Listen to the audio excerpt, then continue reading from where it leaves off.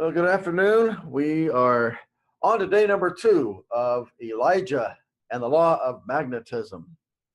So we're in for a good week, off to a great start yesterday, and I'm looking forward to sharing more today about the relationship between Elijah and Elisha. Of course, the first thing you have to do is make sure you get the names right because they sound an awful lot alike, like they could be twin brothers or something, but we'll try to work through that, and if I only slip up once or twice, then that'll be okay. So, we're talking about the law of magnetism this week, which simply says who you are is who you attract. And again, that word attract is so important because that's a natural thing. You can obviously pursue people intentionally who are not like yourself, but you will tend to attract people who are. So that leads us to our leadership thought for today. And that says, people like those they are like. Now, that kind of sounds like a tongue twister just a little bit. So I'll read it again slowly so that we get it. People like those they are like. Maybe it might be easier to say people like those that are like them. If I phrase it that way, that might make it just a little easier.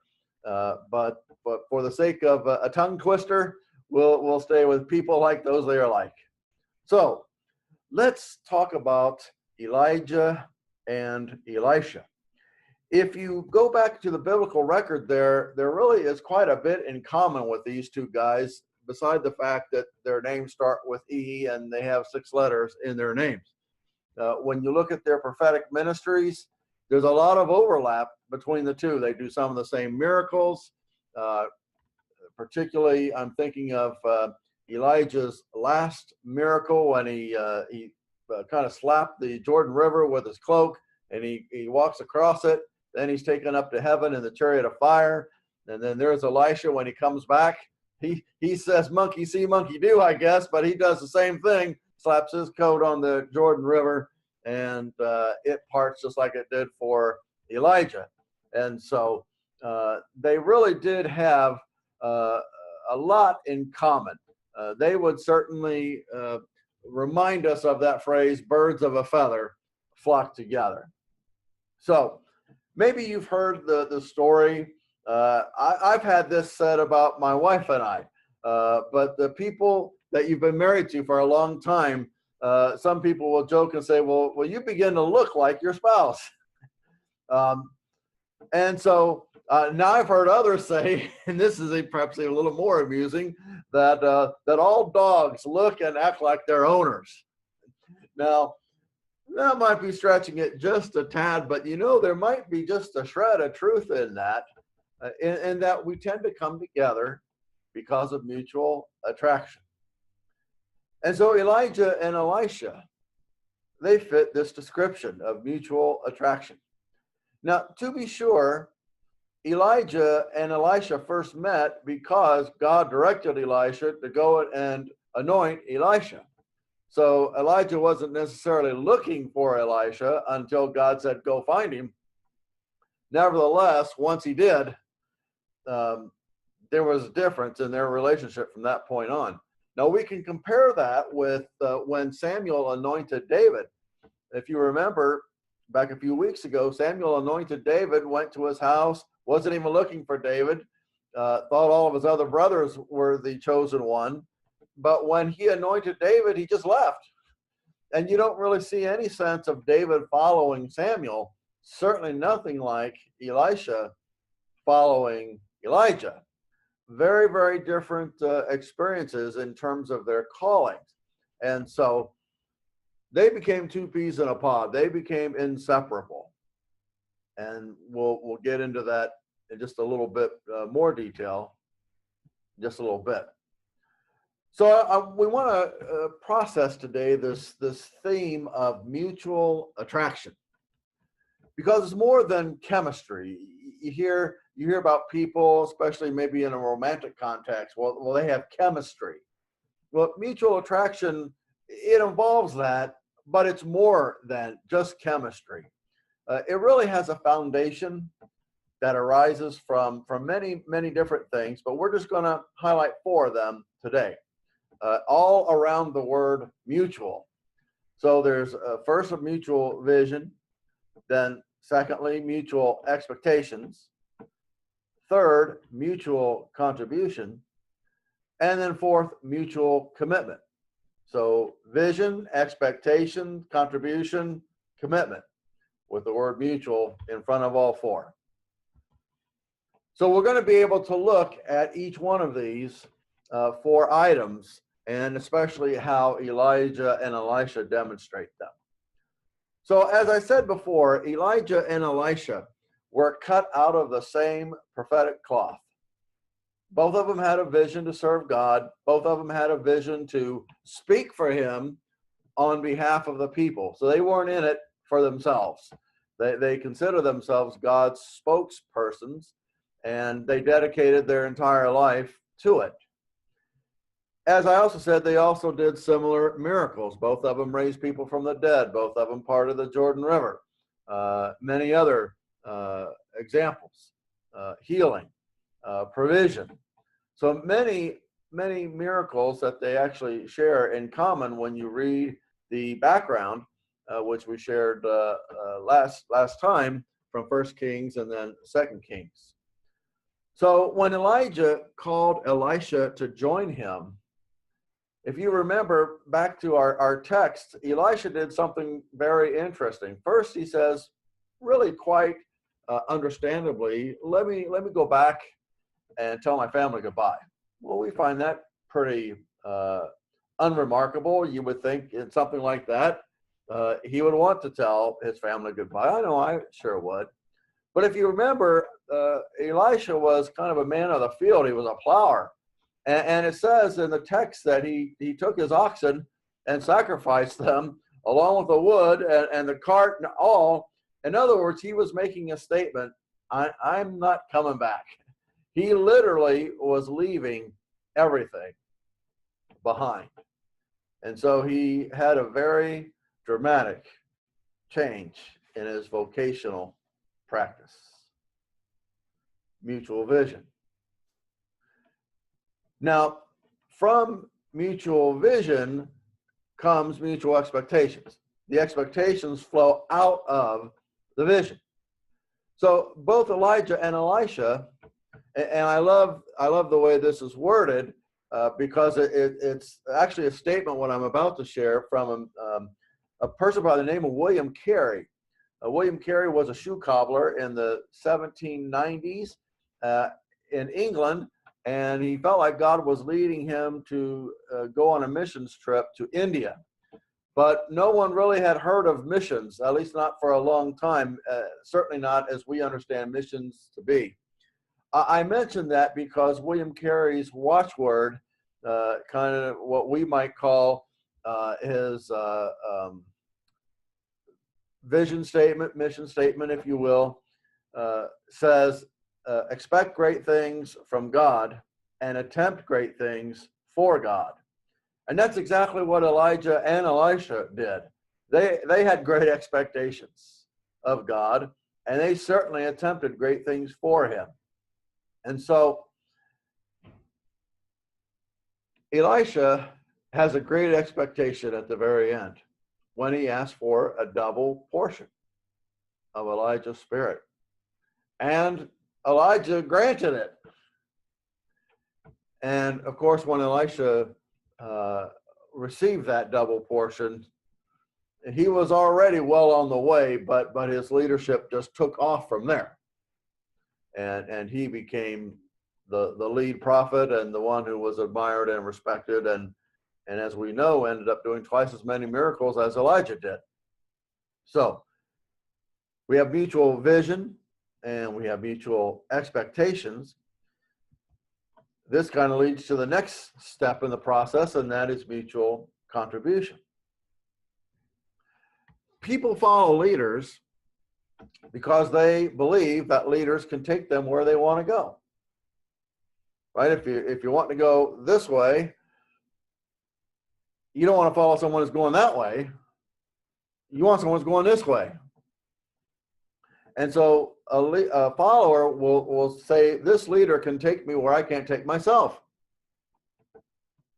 And we're going in the same direction. Now, on the other hand, a leader might give birth to a vision, but if the vision is any kind of vision at all, that leader won't be able to realize it by himself or by herself. If it's got to be big enough that it's going to take more than one person to do it, or else it's not a very big vision. And so leaders need followers, just like followers need leaders. And guess what happens when they come together in the right time, in the right way? They each make a contribution to fulfill the other's expectation. It's a win-win. So Elijah, going back into the story, we see this principle in play. So Elijah gave Elisha the opportunity to stay by his side for the rest of his life. So you stop and think about that. Elijah being kind of the, if you will, by today's parlance, the big man on campus. He was the prophet of prophets. Might have, what an honor to Elisha that Elijah not only calls him, but he calls him to himself. And from that point on, you can imagine the lessons that Elisha learned simply by being at Elijah's side. The things he saw firsthand that no one else saw, just Elisha. Talk about adding value to Elisha. Oh my goodness. Now, what did Elisha contribute? Well, first he had to humble himself. He left everything behind that was familiar to him in order to follow this guy Elijah. And what does he do? He becomes a servant. He actually just is Elijah's assistant. He takes care of practical needs. But in doing so, there's that relationship that's formed that becomes lifelong. And it's in that context that Elisha has the opportunity to learn and to grow. And so this relationship then between the two E's, Elisha and Elijah, was mutually beneficial for both of them. Finally, mutual commitment. Doesn't this kind of sound like marriage, or a good one anyway, in a manner of speaking? Leaders and their followers need a strong commitment to each other in order to achieve mutual goals. So you only follow someone so far and so long if you don't think they have your best interest at heart. So again, diving back into the story. As Elijah came to the end of his life, we find in the text that 3 times he tells Elisha, I'm getting ready to go. If you want to go your own way, I'll understand. Every single time, Elisha says, as surely as the Lord lives, and as surely as you live, I will not leave you. 3 times. He was absolutely determined to be with his master to the very end. Then Elijah, for his part, he told Elisha that he would do whatever was in his power to do for his protege. So this is what resulted in the double portion of the spirit of Elijah falling on Elisha. But if you remember in the text, Elijah said there's one condition for you to get this double portion. You remember what it was? He told Elisha, you have to actually see me as I'm escorted out in the chariot of fire, as I'm going to heaven. If you see me when I go, you'll get it. Again, just another note to say how close Elisha had to be to Elijah, to where he literally wouldn't let him out of his sight because he wanted that double portion. And he knew that in order to do it, he could not take his eyes off of Elijah. And he didn't, and he got the double portion. So, by way of conclusion for today, as you evaluate your ability to attract people, think about what you have to offer them. Is the attraction mutual? If you're not trying to connect with people and lead them for, here's the key phrase here, mutual advantage, then something is missing from your leadership. This is in the book, 21 Most Powerful Minutes in a Leader's Day, on page 139 and 40. The key there is that issue of mutual advantage. Leadership is not about using people or abusing them to get what you want. It is about how you can lift up those that you lead and how you can work together to achieve a result that's good for them and good for you. We call that a win-win. That's what great leadership does. And followers will follow a leader that they know is committed to them. And so with that, we move toward our question for reflection. Now, if you remember yesterday's question, today's kind of sounds like it, so you have to listen carefully to not confuse the two. So yesterday's question was, what kind of people are drawn to you? Today, we're going to turn that around. And we're going to ask, what kind of people are you drawn to? So yesterday, what kind of people are drawn to you? Today, what kind of people are you drawn to?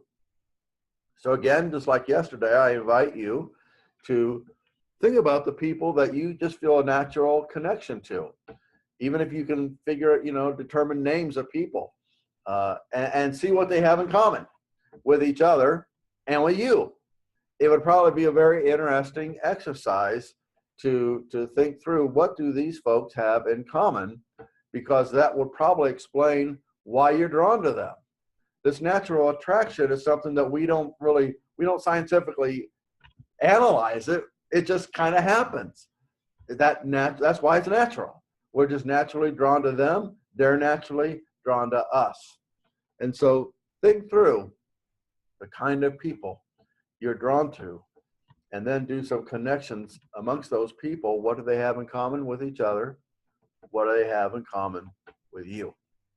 So until tomorrow, we ask God's blessing upon you each and every day. We're excited that you've joined us for today's lesson, and we look forward to time together again tomorrow at 3:30. God bless you all. Enjoy the rest of your day. And for those of you who live in South Central Ohio, stay safe. God bless you.